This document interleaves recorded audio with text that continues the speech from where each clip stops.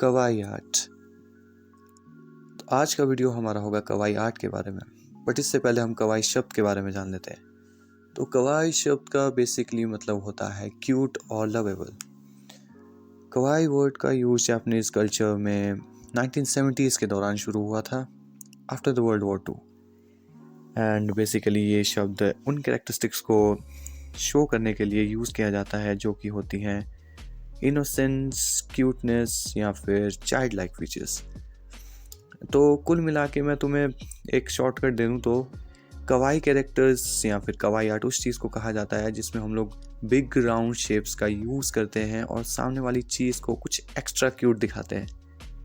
चाहे वो खतरनाक ही क्यों ना हो, वो फिर भी क्यूट दिखाएंगे इस टेक्निक का यूज़ करके। तो चलो आज की वीडियो में मैं तुम्हें एक कैट के एग्जाम्पल से एक्सप्लेन करूँगा कि किस तरीके से तुम भी अपने कवाई आर्ट को क्रिएट कर सकते हो घर बैठे बहुत ही ईजी और सिंपल स्टेप्स में।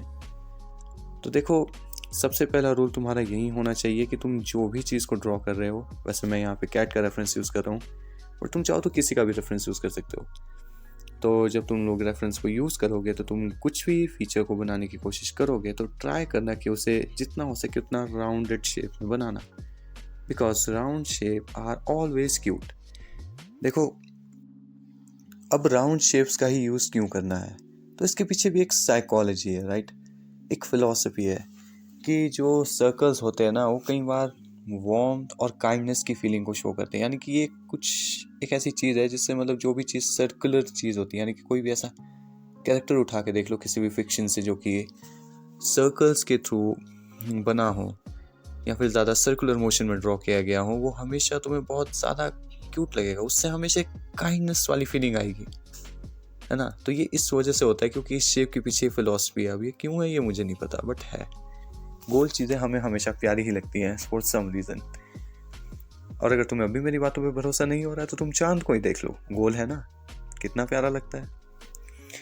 एनीवेज, टॉपिक पे आ जाते हैं। तो सबसे पहले मैं इसके आइज से स्टार्ट किया था, एंड जब आप आइज स्टार्ट कर सकते हो तो अभी आप देख सकते हो कि मैं अब इसके लेग्स तक पहुंच चुका हूँ। एंड यहाँ पे मेरे आर्ट वर्क में अगर तुम लोग गौर करोगे ना, तो मैं हर एक चीज़ को राउंड में बनाने की कोशिश कर रहा हूँ। मैं ट्राई कर रहा हूँ कि हर एक चीज़ सर्कुलर मोशन के अंडर ही ड्रॉ हो, क्योंकि अगर वो सर्कुलर मोशन में ड्रॉ नहीं होगी तो वो काइंड ऑफ गड़बड़ हो जाएगी जो तुम्हें नहीं करनी है।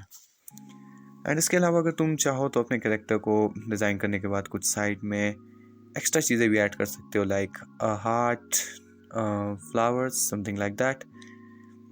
कुछ भी जो भी क्यूटनेस या फिर ऐसी टाइप की चीज़ों से रिलेट करता हूँ।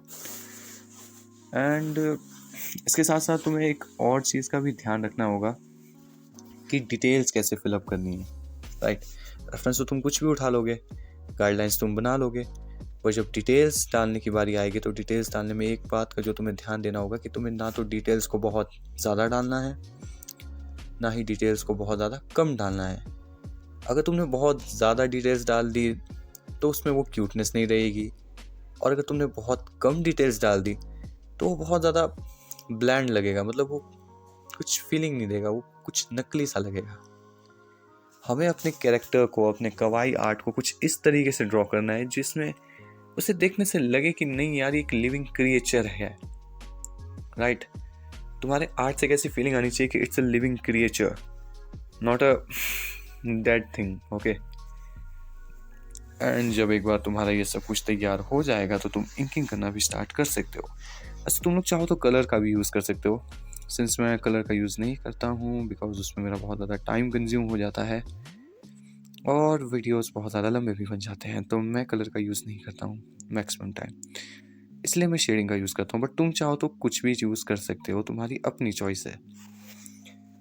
एनीवेज, जब तुम लोग इस चीज़ को प्रैक्टिस कर रहे होगे तो एक बात का ध्यान देना कि जैसा तुम वीडियो में देख सकते हो कि इस समय मैं बॉल पेन का यूज़ कर रहा हूँ बिकॉज मेरे पास इस वक्त अदर मटेरियल अवेलेबल नहीं है इस पेन के अलावा, तो मैं इस पेन का ही यूज़ कर रहा हूँ।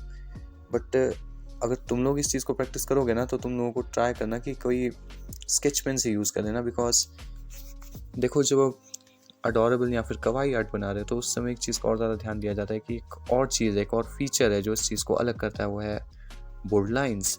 अगर तुम लोग कुछ ऐसे एनिमेज देखोगे ना जो कि थोड़े मैच्योर ऑडियंसेस के लिए होते हैं, like Attack on Titan, Dragon Ball Z, है ना। तो इनमें जो लाइंस होती है ना वो काफ़ी मोटी मोटी नहीं होती है, पतली पतली होती है, जिसका यूज़ हम बॉल पेन, जिसका मतलब हम लोग बॉल पेन के थ्रू भी बना सकते हैं।